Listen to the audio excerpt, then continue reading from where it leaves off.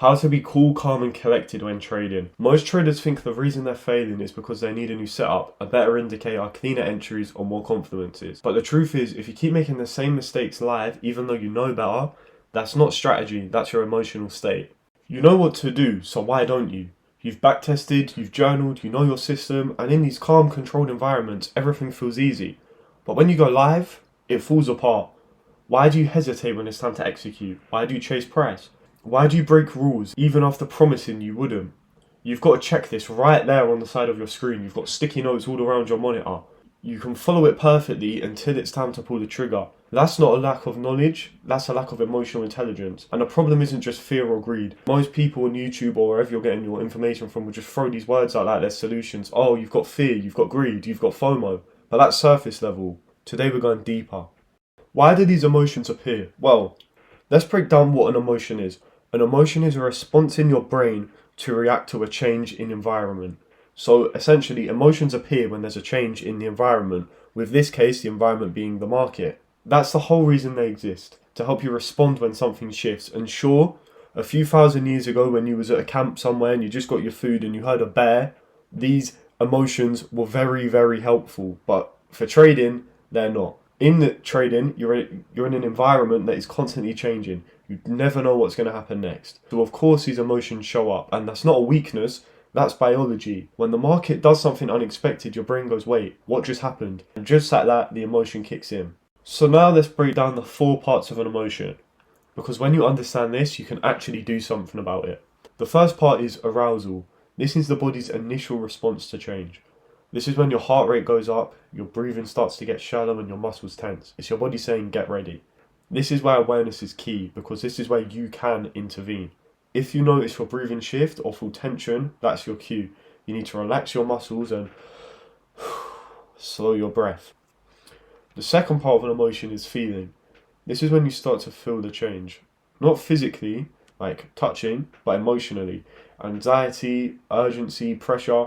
This is where you start to tell yourself stories like, I have to act now, or I can't mess this up. But remember, these feelings come after arousal.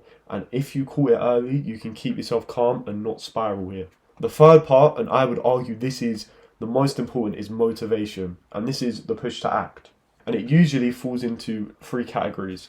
The first 2 are your fight or flight, which are also called your avoid or attack. And again, these are great in survival. If a bear's coming, you can have your flight and run away, or you can have your fight and you can fight off a bear, protect wherever you're staying. The third one is approach, and that is what we're trying to achieve when trading. This is when you have an approach mindset and can respond with clarity. You want to get into an approach mode, but you can't do that if you're in fight or flight. That's why calming your body is such an important step here, because you can't panic if you're breathing slowly. No one ever rushed into a trade mid-breath hold and has made a good decision.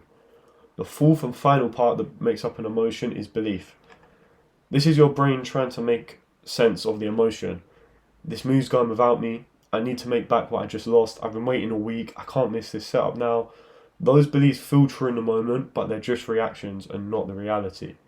If you let them drive your actions, you're trading from emotion, not logic, and you are not following your plan. Emotion isn't the enemy here. It's the reactivity that's killing you. You're not trying to eliminate emotion, you're trying to regulate it. Most traders are looking for freedom from emotion, but what you really need is freedom of emotion. The ability to feel it, understand it, and then respond wisely. That's a skill, and just like any skill, it has to be trained. It's not going to be easy, but it will be worth it, as if you really want to trade, this is unfortunately what we're going to have to do. So now we know what an emotion is, and what it's made up of, we need to learn how to catch it before it takes over. Because emotion will arise when trading, that's inevitable. You're in a constantly changing environment, so that arousal, it's coming. But the question is, will you notice it before it shapes your actions? If you can recognize when tension starts building, when the breath shortens or the urges spike, that's your window. You need to take it, pause, breathe, look away from the screen maybe, and regulate the emotion at the source, not after the damage is done. Obviously, journaling once you've made that mistake, you have to do that anyway. However, that isn't going to stop what's just happened. Now, this part is very important to mention, and it's about temperament. We all start from different baselines, and that is your temperament. Some people are more naturally reactive, and others are naturally more calm. That's nothing to do with mindset, that's genetic. You might have a friend who's been trading a lot less and gets profitable quicker, and unfortunately, just like life, trading is not fair. And that's okay, because no matter how reactive or impulsive you are, you can train your mind and your biological systems to regulate 100 times better than it does now. Most traders fail because they can't sit with discomfort. They can't let a trade go. They can't let uncertainty just be without reacting. So they force things, they chase price, they revenge trade, they end up with a smaller stop than they should, they second guess their edge. And that's not because the edge failed or anything, but because they couldn't emotionally sit through natural variance. And the truth is, with trading, every moment is unique, and unfortunately, you've tried to get into this game, and that's just the rules of it. The mistake traders make is trying to suppress the emotion, and you've probably done it. I certainly have. You feel fear coming and you try to block it, you try to send it to the back of your head, but here's the truth: ignoring an emotion doesn't make it go away. If anything, it does the opposite, because your mind is thinking about fear, so you're going to act fearful because it's thinking, why are we scared? You're at the charts, it puts two and two together, and there you go. In a hesitation, in a chase, in an emotional trade, you regret it the second you take it. So the solution to this isn't to avoid the emotion, it's to meet it with an understanding. To train your brain that the presence of emotion doesn't require a reaction. To really change how you trade, you need to update your belief system, because under every emotional reaction is a belief. And in trading, a lot of these self-sabotaging beliefs and thoughts can be rooted in fear. At least they were for me. If I don't make this money, I'm not good enough. If I miss this trade, I'm a failure. If I lose, I'm falling behind. If I don't get this right now, I'll never succeed. And these are not facts. They're stories built from insecurities or previous trauma, from a need to control something you were never meant to control. Let's face it, you don't control the markets, and you never have. You've never had a say in what way price is going to go.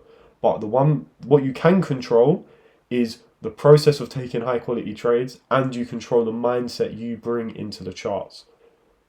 And that mind needs to be trading probabilities, not perfection, because that's what all successful traders do. Mastering your emotions doesn't feel you'll never feel discomfort again. It means that you'll stop letting the discomfort control you.